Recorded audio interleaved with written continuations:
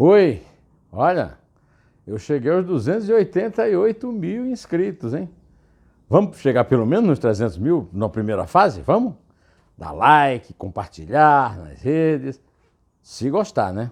Vamos lá? Bom, em plena primavera, agora sim, né? Desde ontem às 4h50 da manhã, vamos comentar a estreia do Bolsonaro como presidente na Organização das Nações Unidas, com o tradicional discurso de inauguração do presidente brasileiro.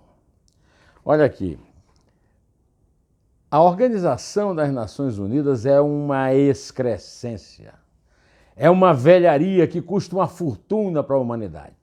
A humanidade com tantas despesas para fazer, a humanidade com tantas obrigações para ter com os seus irmãos, gastando dinheiro com um cabide de emprego, de derrotados políticos em vários países do mundo, principalmente da esquerda no chamado terceiro mundo. É um cabide de empregos, é uma instituição completamente antiquada. Olha, eu me lembro, quando eu era estudante ali do ginásio, que lia a história da Liga das Nações. A Liga das Nações foi uma utopia de união das nações do mundo depois do desastre da Primeira Guerra, né? Da Grande Guerra Mundial. Começou em 1919 e acabou em 1946 no mais absoluto fracasso, sendo substituído por um fracasso de prédios maravilhosos e de um discurso muito lorotário, né? Que é a Organização das Nações Unidas, com sede em Nova York. A Liga das Nações, segundo os franceses, é a Société des Nations, segundo os de língua inglesa, League of Nations. Mas a Liga das Nações virou, sabe o quê? Virou coisa esportiva, de vôlei, né? A Liga Mundial de Vôlei e tal. É isso que ela virou. Pois bem, a ONU é um espetáculo teatral.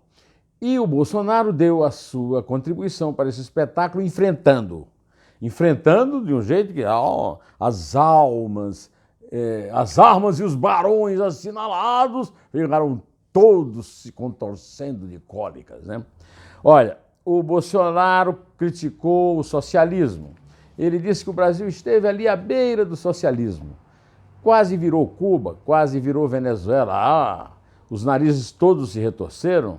Porque, por exemplo, ontem eu falei aqui da senhora Michelle Bachelet, aquela que acredita que o fato do Lula ser amigo dela e de ela ser amiga dos amigos na fase ruim da vida deles, justifica o fato dela dizer que o Lula é um preso político e que a justiça brasileira foi injusta com ele, o perseguiu, sem que ela conheça nada do processo político, sem que tenha lido uma página de autos. Isso é a ONU.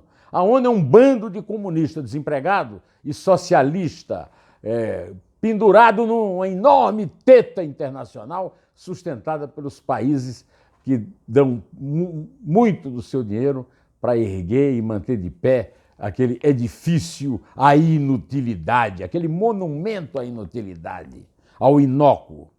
Pois bem, no seu discurso, sempre no seu estilo rude e direto, o Bolsonaro atacou o socialismo. E atacou também o que ele classificou como ambientalismo radical. Olha, o ambientalismo radical é uma forma de sobrevivência da Revolução Marxista, que não deu certo em lugar nenhum, nem na União Soviética, que não existe mais, e que foi substituída agora pelo aquecimento global e o discurso da salvação das espécies, e no qual o ambiente perfeito é a nossa Amazônia. Nossa, não deles. Os franceses pensam que são donos da Amazônia porque tem um pedaço, né? A Guiana Francesa tem um pedaço lá na Amazônia, um pedacinho, viu? A maior parte é do Brasil. Pois bem,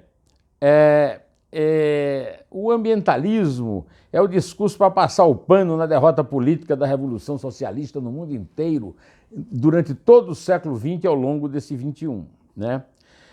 Eu quero lembrar que o indigenismo, o Brasil paga uma fortuna para manter imensos territórios sob controle de tribos indígenas. É uma coisa absolutamente surrealista. E é uma herança do colonialismo europeu do século XVI. Né? Olha, em 1562, os calvinistas franceses, que instalaram aqui no Brasil a chamada França Antártida, levaram para a Europa exemplares de índios, né, para que a Europa conhecesse aquilo que o Jean-Jacques Rousseau chamaria de o bom selvagem.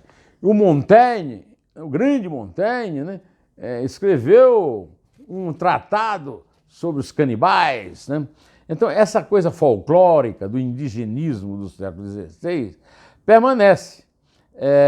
O objetivo da viagem dos índios era ser exibidos, era uma espécie de circo, né?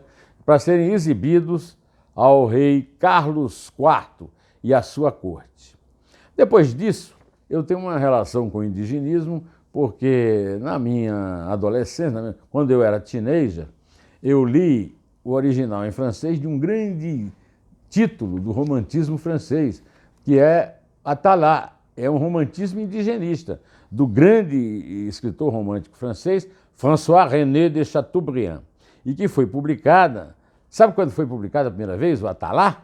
O Atala foi em 12 de Germinal de 9, ano 9. É que era o calendário da Revolução Francesa. Na verdade, no nosso calendário, seria 2 de abril de 1801. Esse indigenismo também alimentou o romantismo brasileiro. Eu li com muita paixão, eu era um fã do José de Alencar, que escreveu o Guarani, um romance de uma ação desenvolvida na primeira metade do século XVII, iniciando-se no ano de 1604. Foi publicado em 1857. E daí veio aquela ópera, o Guarani, do Carlos Gomes, lá de Campinas, e a sua protofonia, que abria a Voz do Brasil, inaugurada na ditadura de Getúlio Vargas. Pois bem, depois veio Iracema, era o meu romance favorito, A Virgem dos Lábios de Mel, de 1865. Pois bem, até hoje, esse indigenismo, que o Bolsonaro chamou de ultrapassado, completamente fora de data, uma das tônicas do ambientalismo que substitui o comunismo. Né? Olha, em relação a Cuba, eu quero lembrar que diz erradamente na história que o Brasil foi o último país a abolir a escravidão no mundo. Não é verdade. Cuba tem escravos até hoje.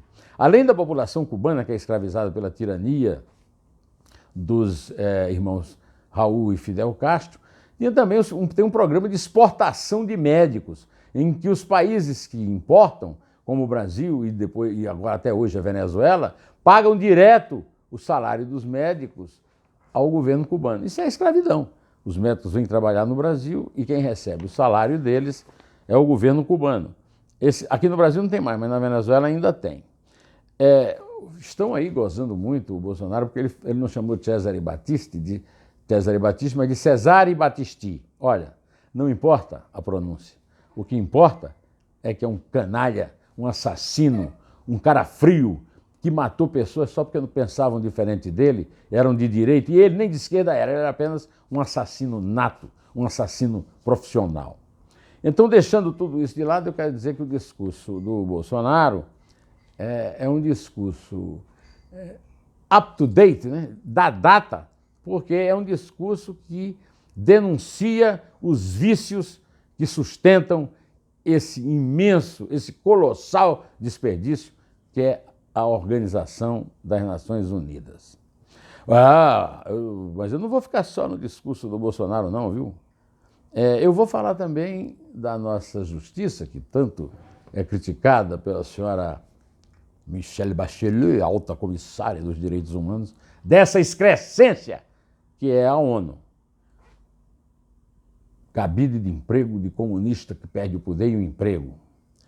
A Polícia Federal colocou na rua, hoje cedo, hoje é terça-feira, dia 24 de setembro, a Operação Plantão. Tomei umas notas aqui.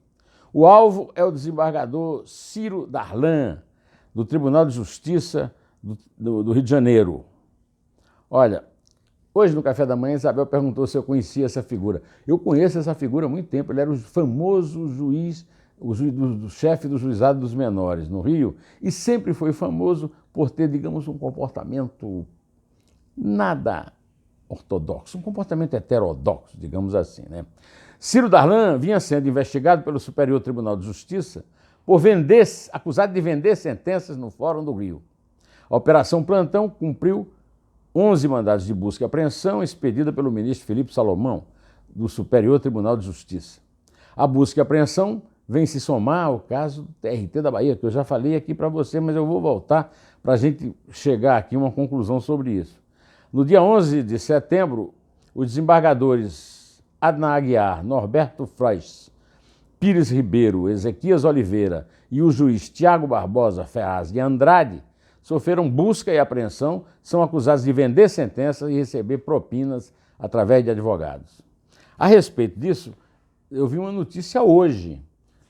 O Dias Toffoli, presidente do Supremo, se declarou suspeito, impedido para julgar, e não disse por quê. É uma coisa, por exemplo, ele não se considera impedido para julgar assuntos que dizem respeito à sua mulher, Roberta Rangel, cujo escritório de advocacia, do qual ele foi sócio, está metido em rolo lá na inteligência financeira, agora do Banco Central do COAF, né?